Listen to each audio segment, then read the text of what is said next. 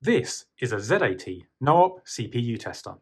It was designed by a fellow called Alberto Gonzalez, as we'll see written on the PCB in a little while. But first I'd like to tell you what a NOP CPU tester actually is. In a previous video, you will have seen me demonstrate the Computer Museum of America binary counter desktop ornament. This neat little souvenir actually puts the 6502 CPU through its paces using the NOP instruction. This is accomplished by wiring the NOP instruction directly on the data bus. This means the CPU will actually go ahead and count through its entire address space, and we can control the speed with this variable resistor on the top of the board here.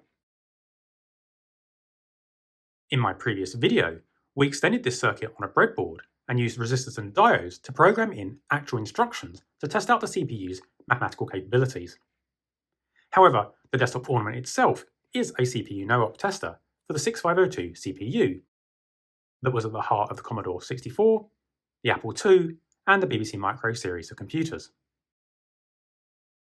Another popular low-cost CPU from that time period is Zilog Z80 CPU.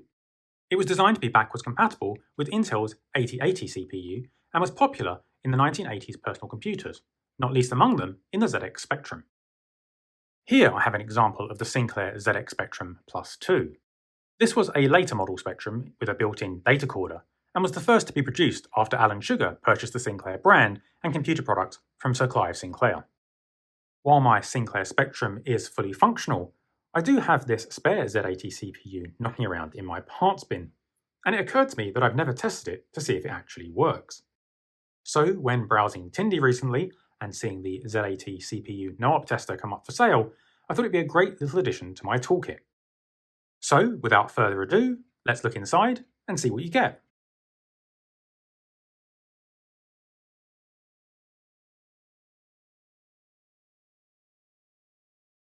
So as you can see, this is really very nicely packaged, and this is a beautiful little PCB with a nice white base on the silkscreen and nice outlines for all of the components. As I mentioned, you can see it was designed by Alberto Gonzalez in Dundee, which is not too far from where I am here today. This is a very thick PCB and very nicely produced. I think I'm going to go ahead and get started.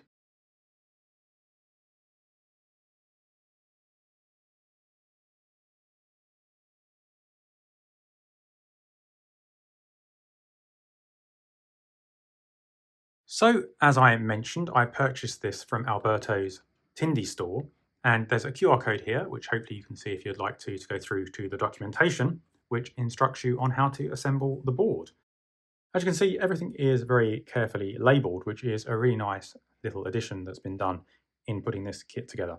So let's follow through the instructions and see how we get on. So I'm going to start off with the resistors, and as you can see, they're marked here with numbers rather than the values.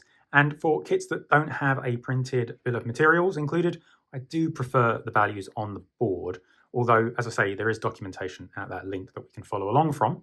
And we can see that R1 is 4.7K, R2 5.6, and R3 10K. And these have all been carefully labelled, as I've already mentioned. So let's go ahead and put the resistors in first.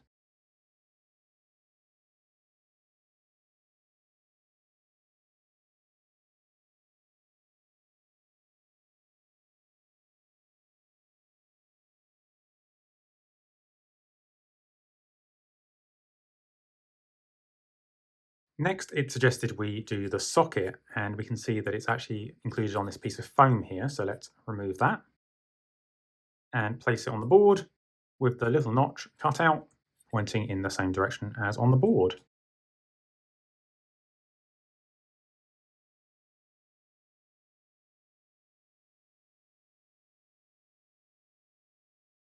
Next, it recommends the reset button, and you'll see this goes across like so.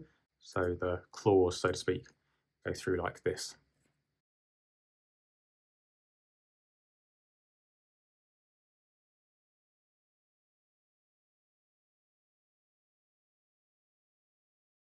Okay, had a little bit of trouble with those there. They didn't want to solder, so we had to just use a little bit of flux from a flux pen. But actually has soldered now, although we'll want to clean that up a bit later. Next on is our ZIF socket. So this will be quite exciting. I've never actually soldered one of these before, but nice little thing to have and much nicer than a regular press-in socket. So this will be good if we want to change the CPU regularly.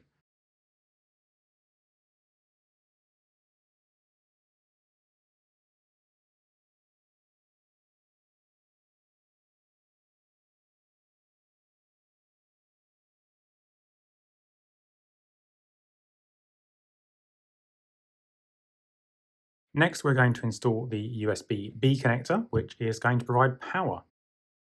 So this is using the robust full-size B that you mainly just see on printers these days, but that's going to be nice and tough if we're going to be plugging and unplugging the cable a lot.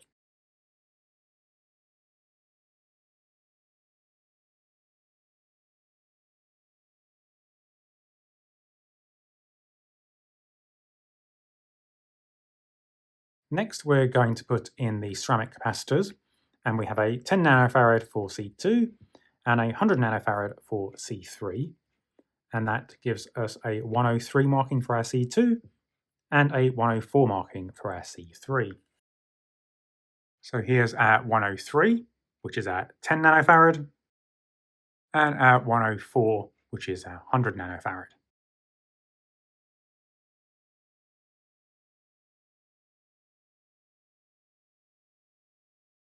Next, we're going to solder in some of our LEDs, and you can see here that they have a diode symbol in the center pointing the polarity, so that's going to be important. We have a green LED for the power LED, and as usual, I can go ahead and test my LEDs with a CR2032 coin cell. The longer leg is positive, as normal, and so we want to point the LED from positive to negative. If we look on the back of the board, we can see a positive sign here as well, and that's for all of the LEDs by the looks of it. So that's nice and handy, and you can see that is indeed aligned with the longer leg. Next, we have the clock here, and for that we're going to use a blue LED, and again, longer leg at the beginning of the arrow, shorter leg at the end of the arrow.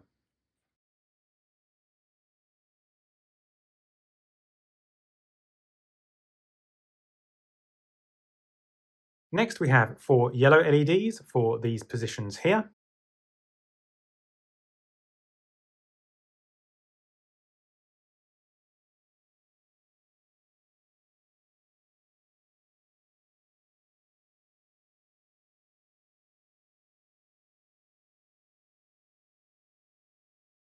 And next we have all of our red LEDs for the address lines.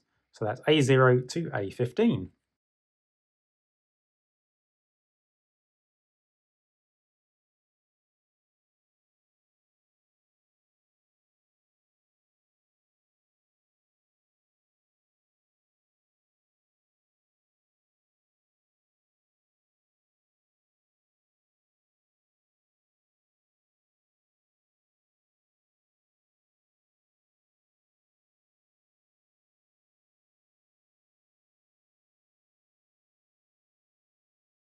Next, we're going to put in our resistor networks. And if we look on the body here, hopefully we'll be able to make out there is a dot on one end. I don't know how clear that is going to be on the video, but the dot here needs to line up with the dot marking on the PCB.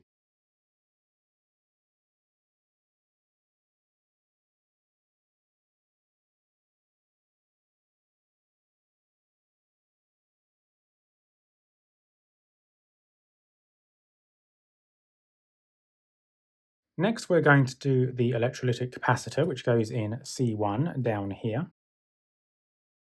And we can see this is a 1 microfarad capacitor, and the longest lead is positive, and the shortest lead is marked with the negative symbol on the can.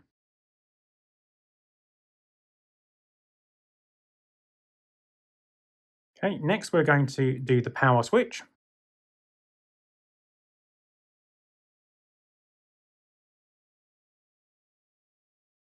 And then we have our rotary potentiometer, variable resistor.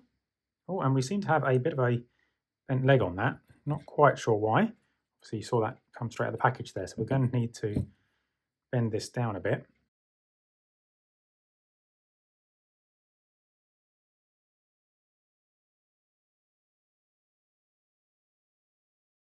So I think that's all of the soldering done, unless you want to add some wires for 5-volt input, but we're going to use the USB in a minute. So we now just need to install our 555 timer, which is going to provide our clock signal. So here's our 555 timer chip.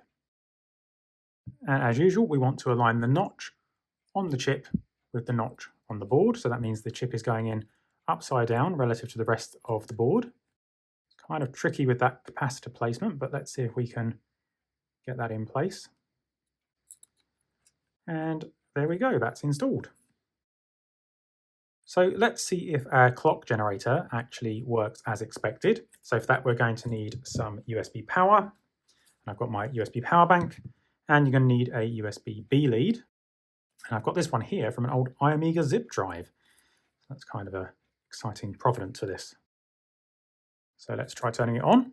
Power light has come on, and we have a clock signal. There we go, between nice and slow and very fast. So fast we can't actually see it blinking. And there's some instructions on here so we can see. So I suppose the last thing to do is pop a Z80 in and see if it actually works. So here's my spare Z80 CPU. So let's carefully remove it from its anti-static foam. And use this nice 0 insertion 4 socket. Okay, let's turn the power on. And there we go, we're getting a count through the address bus. And we're getting all of the signals here as well. So let's turn this right up very fast. And let's see if it can count all the way through the address space. Now, as you can see here, we have a rapid blink on the upper LEDs, and that's because of the memory refresh circuit. And just while that was working, my power bank has gone into off mode. So let's just turn this off, make sure we reapply power, and start this test again. And as I was saying, that's because of the refresh mode on the chip. And so that intersperses on the address lines, which causes flashing on the upper LEDs.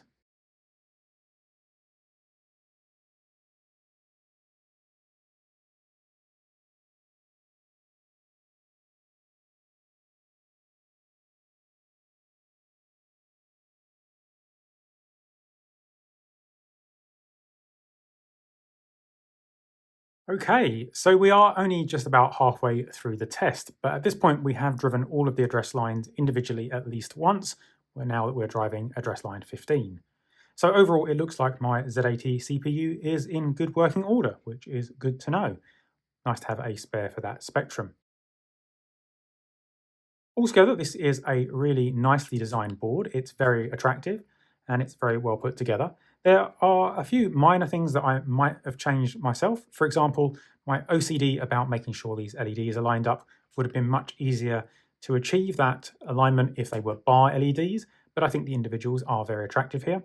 And the board does have very small pads, which can make it a little bit difficult for the solder to adhere if you're not an experienced solderer. So that might be something that might be nicer to be a little larger on another revision if it's being handed out to beginners, although I suppose a CPU tester like this isn't really a beginner board. Finally, because the test does take quite a long time, if you're using it to test CPUs, it might be nice if the clock speed could go a little bit faster, because although I have already had this accelerated for the last few minutes of the video, you'll know that has taken quite some time. However, for my purposes, once I've tested this single CPU, I think the likelihood is it's going to go next to my 6502 CPU tester and make a nice desk ornament with a Z80 CPU being put through its paces as well. So for that, I'll probably attach some kind of power supply to that handy 5-volt power input on the back there so I can discreetly add some kind of power source. Overall, I think this is a really beautifully designed little kit. Very nicely put together, lots of spare components and well put together. Some nice instructions online as well. I'll have links to where you can purchase this. I believe it's only actually shipping inside the UK, which is a little unfortunate. But it only cost me $22, which turned out to be £16.80. So very reasonable value as well for something like this. So thank you very much to Alberto over in lovely Dundee, just across the water. But for now, I hope you found this video about the Z80 NOP CPU tester interesting, and I hope to speak to you again soon in the next video.